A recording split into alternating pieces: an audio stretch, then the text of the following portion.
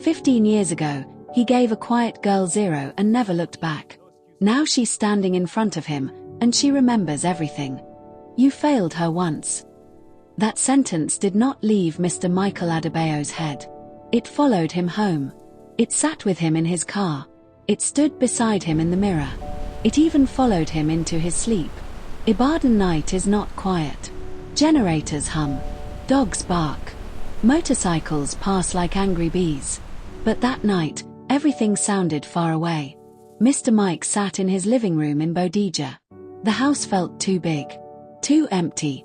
Since his wife died 3 weeks ago, silence had become his roommate. He placed his glasses on the table. Closed his eyes. You failed her once. Who? When? How? He had failed many students before. He was strict. That was true. But he was never unfair. At least, that was what he believed. Then the memory came. Small at first. Like smoke. A small classroom. Not OSUK. Not university. A secondary school. Yes. He used to teach at a government secondary school in Mokola before becoming a lecturer. He could see the classroom now. Broken windows. Wooden desks. Chalk dust everywhere. And a girl. Always sitting at the back. Quiet. Very quiet. She never raised her hand. Never spoke. But her eyes were sharp. He remembered her now. Her name was not clear. But he remembered something else. One day, she submitted an assignment late. He did not listen to her explanation. He gave her 0.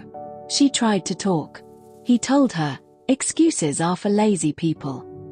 Her eyes filled with tears. But she did not cry in class.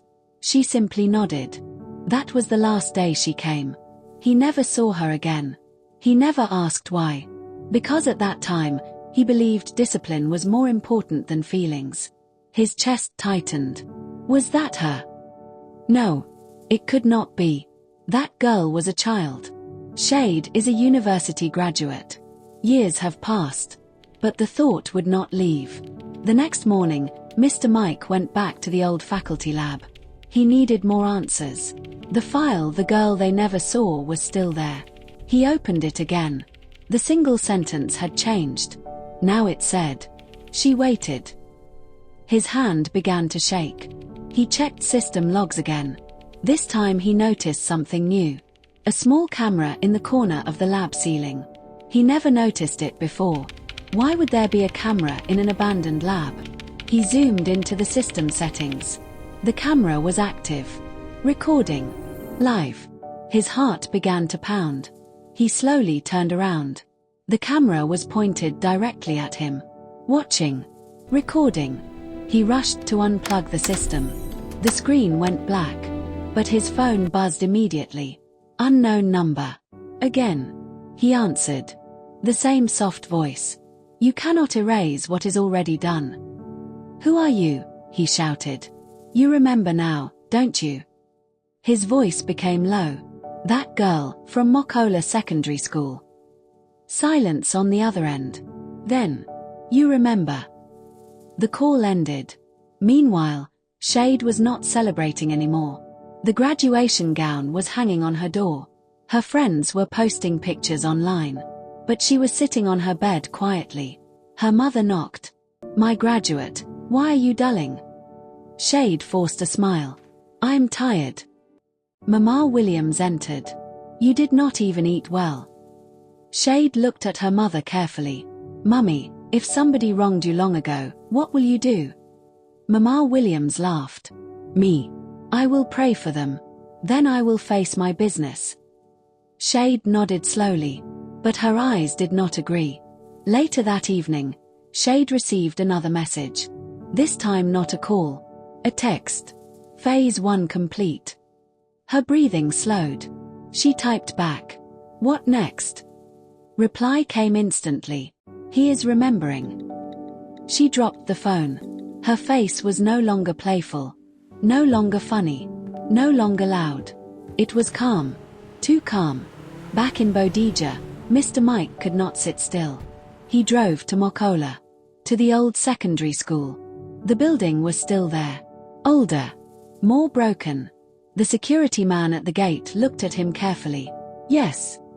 I used to teach here. The man shrugged. Many people used to teach here. Mr. Mike entered the compound. The classrooms looked smaller than he remembered. He walked to the old staff room. The current principal recognized him.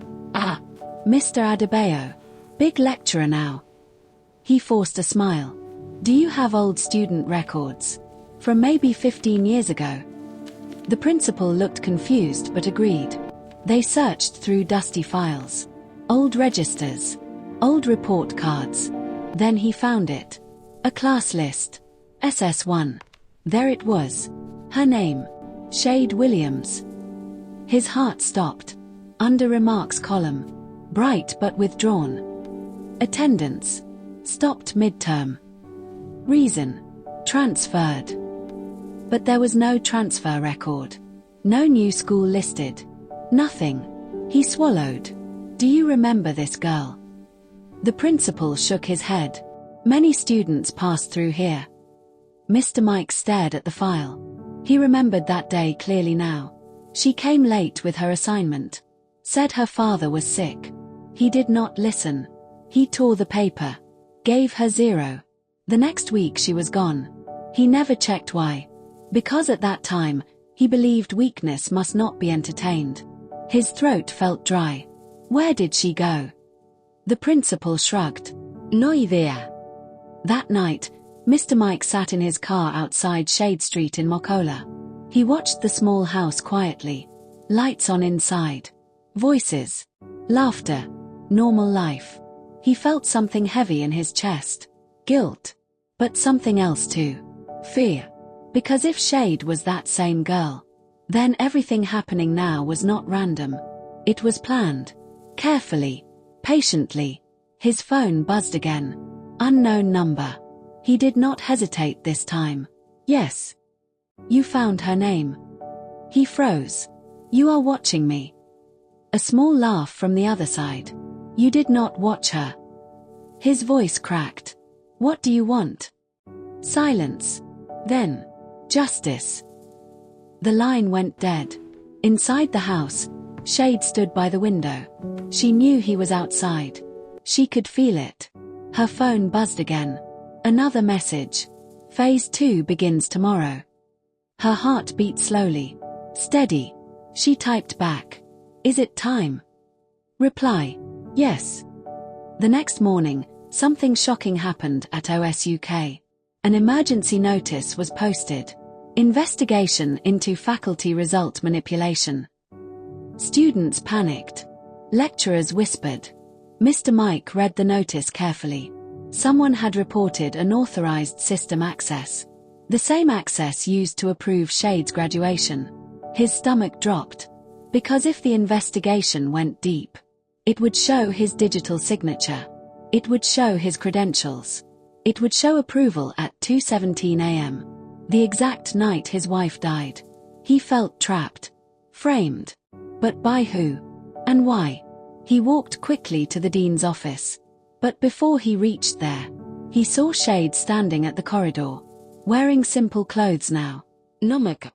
No loud smile. Just calm. Their eyes met. For the first time.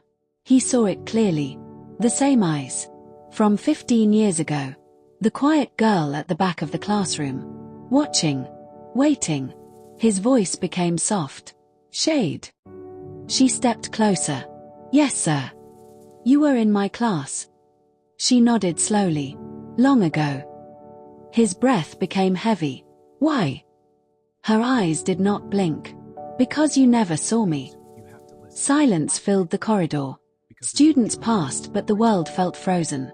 He whispered. What do you want? She replied gently. For you to remember. He shook his head. I made a mistake. She tilted her head slightly. A mistake changed my life. His voice trembled. I was strict. You were blind. The words were simple. But they hit like stone. He felt small. For the first time in years, he felt small. Then she said something that made his blood turn cold. This is not about graduation. He frowned. What do you mean? She leaned closer. You think you are the only one who lost something 3 weeks ago? His heart skipped. What are you saying? Her eyes softened for 1 second, then hardened again. My father died that same night. The world went silent. Same night. 2:17 Uhr nachts. Hospital. Death. His wife. Her father. Connected by time. But how? He whispered. How? Shade stepped back. That is what you need to find out. She turned and walked away, leaving him standing there, breathing hard, confused, afraid. Because now, this was bigger than old assignments, bigger than graduation, bigger than guilt. Something else was moving, something planned, something deeper, and he had just stepped inside it.